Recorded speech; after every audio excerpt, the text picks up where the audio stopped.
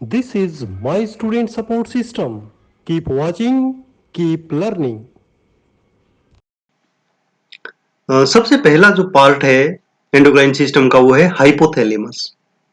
Hypothalamus विभिन्न प्रकार के कार्यों के लिए मस्तिष्क का एक हिस्सा है, परंतु और इस बहुत ही छोटी संरचना है जिसका वजन लगभग 4 ग्राम है और इसकी संरचना एक शंकु के समान होती है, त्रिकोणाकार होती है, जो एक स्टॉक के द्वारा पिट्यूटरी ग्लैंड से जुड़ा होता है।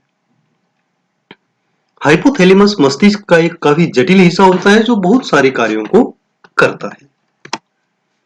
इसके सबसे महत्वपूर्ण कार्यों में एक है तंत्रिका तंत्र को पिट्यूटरी ग्लैंड के माध्यम से अंतःस्रावी तंत्र से जोड़ना, यानी एक लिंक का काम करता है नर्वस सिस्टम और एंडोक्राइन सिस्टम के बीच।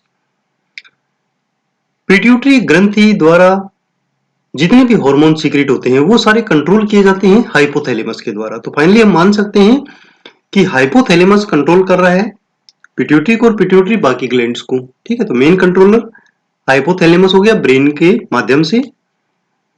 हाइपोथैलेमिक जो हार्मोन्स हैं वो एक पोर्टल सिस्टम के माध्यम से पहुंचते हैं एंटीरियर पिट्यूटरी तक, जिसे हम हाइपोफाइजियल पोर्टल सिस्टम कहते हैं। हाइपोथैलेमस से जो हार्मोन सीक्रेट होते हैं उनके दो सेट हैं। एक सेट वो है जो पोस्टीरियर पिट्यूटरी तक पहुंचता है और दूसरा सेट है जो एंटीरियर पिट्यूटरी तक पहुंचता है। तो पोस्टीरियर पिट्यूटरी तक पहुंचने का जो हार्मोन है वो केवल दो हैं, ADH hormone and oxytocin hormone. एंटीडायूरेटिक hormone kidney में पानी के रीअब्जॉर्प्शन को बढ़ाता है और ऑक्सीटोसिन बच्चे के जन्म के दौरान गर्भाशय के संकुचन को प्रेरित करता है और ब्रेस्ट फीडिंग या स्तनपान में भी महत्वपूर्ण भूमिका निभाता है। हार्मोन का जो दूसरा सेट है वो स्टिमुलेटिंग और इनिबिटिंग हार्मोन्स होते हैं जो पिट्यूटरी ग्लैंड की एंटीरियर लोब तक पहुंचते हैं और उसको प्रभावित करते हैं। ये कौन कौन से हैं? इसमें सबसे पहला महत्वपूर्ण है जीएचआरएच अर्थात ग्रोथ हार्मोन रिलीजिंग हार्मोन। यह ग्रोथ हार्मोन को सीक्रेट करने के लिए पिट्यूटरी की एंटीरियर लोब में स्थित कोशिकाओं को प्रेरित करता है। दूसरा हार्मोन है growth hormone release inhibiting hormone. इसे सोमेटोस्टेटिन के नाम से भी जाना जाता है। सोमेटोस्टेटिन हार्मोन ग्रोथ हार्मोन की रिलीज को रोकने और थायराइड स्टिमुलेटिंग हार्मोन की रिलीज को भी रोकने के लिए एंटीरियर पिट्यूटरी पर काम करता है।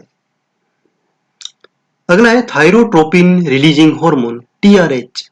यह पिट्यूटरी की एंटीरियर लोब तक जाता है और थायराइड स्टिमुलेटिंग हार्मोन तथा प्रोलैक्टिन हार्मोन के रिलीज को प्रेरित करता है।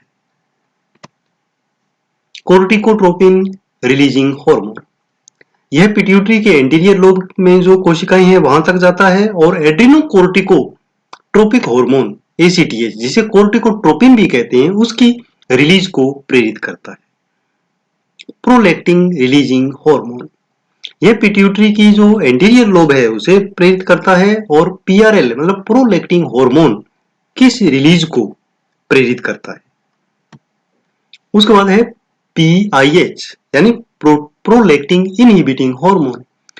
इसे डोपामिन भी कहते हैं। यह एंटीरियर पिट्यूटरी से प्रोलैक्टिन हार्मोन के उत्पादन को रोकता है, यानी पीआरएच के अगेंस्ट काम करता है। उसके बाद है गोनेडोट्रोपिन रिलीजिंग हार्मोन जीएनआरएच। यह भी एंटीरियर पिट्यूटरी पर कार्य करता है, जो फॉलिकल स्टिमुलेटिंग हार्मोन और ल्यूटिनाइजिंग हार्मोन को रिलीज करता है, उनको रिलीज के लिए प्रेरित करता है। और ये जो दोनों हार्मोन हैं ये ओवरीज और टेस्टिस के सामान्य कामकाज को सुनिश्चित करने के लिए एक साथ काम करते हैं। My student support system. Keep watching, keep learning.